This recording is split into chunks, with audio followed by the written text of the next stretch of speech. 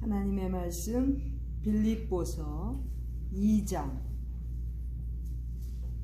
14절입니다. 빌립보서 2장 14절을 다 같이 봉독합니다. 시작. 모든 일을 원망과 시비가 없이 하라. 이 땅에 살면서 원망과 시비 안 해본 사람 있습니까? 없지요. 인생을 사는 것 힘들고 어려운 일들이 많은데 그때마다 원망을 하게 되고, 여기 시비는 다툼이라는 뜻입니다. 다투는 것. 원망과 다툼이 끊이지 않는 이 세상에서 우리는 살고 있습니다. 그런데 성경은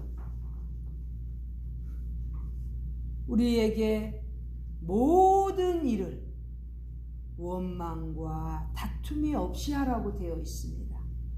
모든 일을, 꼭 주의 일뿐만 아니라 모든 일을 원망과 시비, 다툼이 없이 한다는 것 어렵지요. 사람이 인간의 힘으로 그렇게 모든 일을 원망하지 않고 다투지 않고 할 수 있다면 얼마나 훌륭한 사람입니까? 어렵지요. 그런데 성경은 모든 일을 원망과 시비가 없이 하도록 이렇게 명령했습니다. 그렇다면 원망과 다툼이 없는 사람 한번 보겠습니다. 15절에 보면 흠이 없고 순전해야 된다는 거예요. 흠이 없고 순전하다. 여기 순전의 영어로는 pure, 순수한 사람입니다. 흠이 없고 순수한 사람은 매사에 원망이나 다투는 것 하지 않는다는 거지요. 그런데 이 원망이요, 사실은 참 화의 근원이 됩니다. 성경적인 역사에서 이스라엘 백성이 그렇게 하나님의 전능하신 그러한 능력을 체험하면서도 망한 경우들이 많습니다. 성경 역사에 왜 그랬습니까? 원망에서 시작했습니다. 이만큼 원망을 하면 안 되는데 보통 사람들은 아차하면 원망이 나온다는 거지요. 그러나 성경에서 흠이 없고 순전해지면 원망하지 않고 다투지 않고 살 수 있다는 거지요. 우리 모두가 이렇게 살기를 바랍니다. 아무리 세상 사람들은 원망하고 다툴지라도, 심지어는 교회에서도 얼마나 원망하고 다툽니까? 그래서 하나님의 영광을 가리잖아요. 그런데 흠이 없고 순전한 순수한 사람들, 성도들이라면 원망하지 않고 다투지 않는다는 거예요. 흠이 없는 그러한 삶, 또 순수한 삶, 그렇게 사는 사람들은 보통 자기가 허물이 많다고 생각하는 사람들입니다. 자기가 허물이 없고 자기는 아주 문제가 없다고 생각하는 사람들, 바로 그 사람들이 흠이 많고 그 사람들이 더러운 사람들이에요. 순수하지 못하다는 거죠. 그러나 하나님께서 보실 때 흠 없고 순수한 사람은 자신이 허물이 많고 자신이 더럽다고 생각하는, 늘 부족하다고 생각하는, 허물이 많다고 생각하는 그 사람이 바로 하나님 앞에서는 흠없고 순수한 사람이 되는 것입니다. 원망과 시비 없는 삶을 살고 싶으면 먼저 흠없고 순전한 사람이 되어야 되는 것입니다. 두 번째는 흠이 없고 순전한 사람이 되되 하나님의 자녀가 되어야 돼요. 하나님의 흠없는 자녀, 하나님의 흠없는 자녀로 살아가는 사람은 원망하지 않습니다. 남들하고 다투지 않습니다. 보면요, 원망도 다툼도 습관적일 수가 많아요. 보세요. 교회나 가정이나 어느 공동체에서 원망 많이 하는 사람 있지요? 습관이 된 사람이에요. 웬만한 사람들이 벌써 알 수 있을 정도로 습관이 된 사람, 원망하는 사람입니다. 늘 원망하는 습관에서 벗어나지 못하는 거죠. 하나님의 자녀일 수가 없다는 거죠. 하나님의 자녀라면 원망하는 단계를 뛰어넘을 수 있어야 된다는 거죠. 그리고 원망하다 보면 다툼이 생기지요. 하나도 손해 안 보려고 하는 이 시대에 어떻게 다투지 않겠습니까? 그런데 흠없는 하나님의 자녀는 다투지 않고 산다는 것입니다.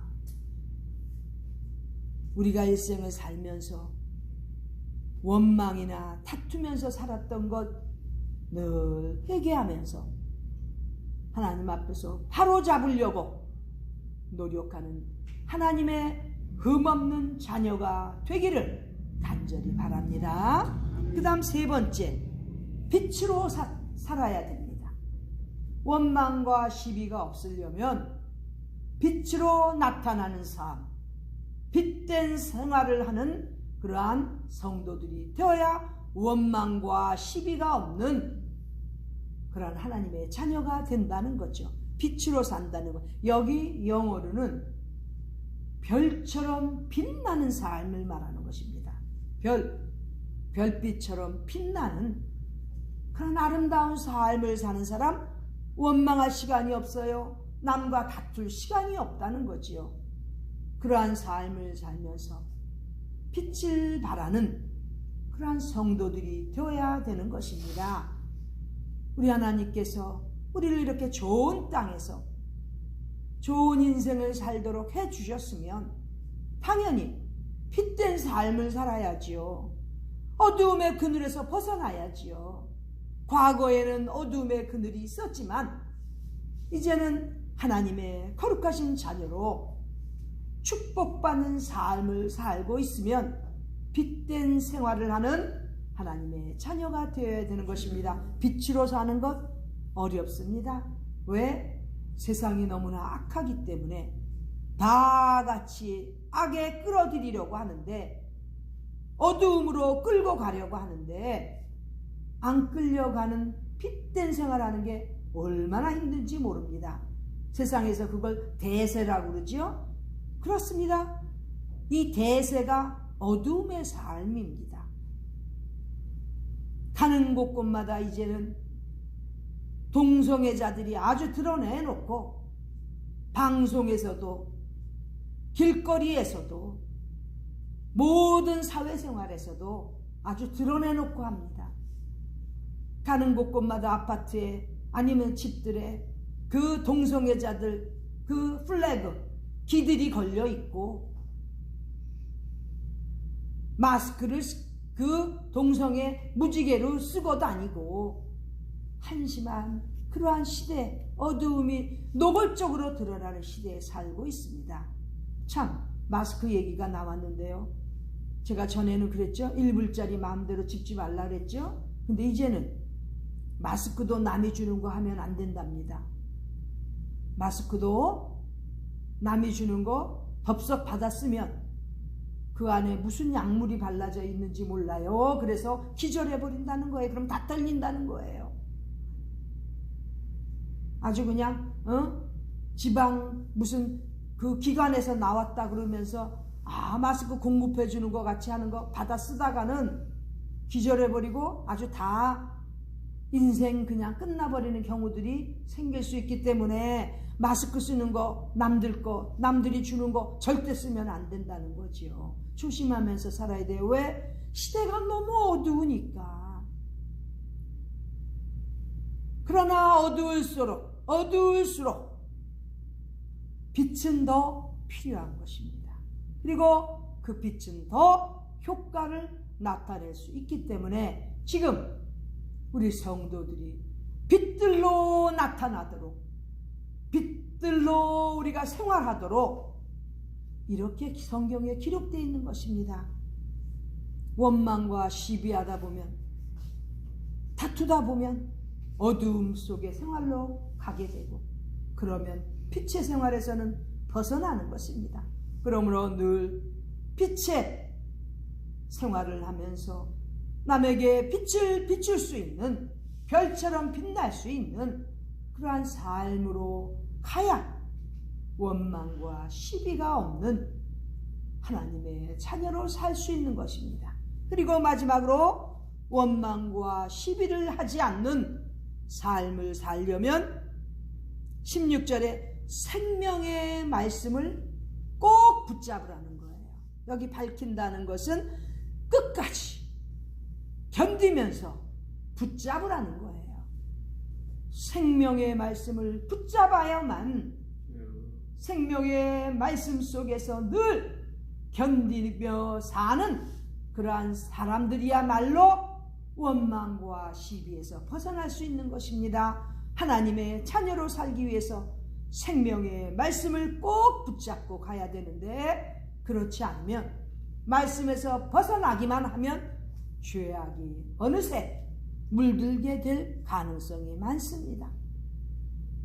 빛으로 살아야 되는 우리는 생명의 말씀을 통해서 끝까지 견디며 은혜 가운데 살다가 늘 하나님께서 기뻐하시는 그러한 삶을 살아야만 우리의 다름질도, 우리의 수고도 헛되지 않고 말일에 주님께서 오시는 그날에 다 칭찬받고 인정을 받을 수 있는 그러한 성도들이 되는 것입니다.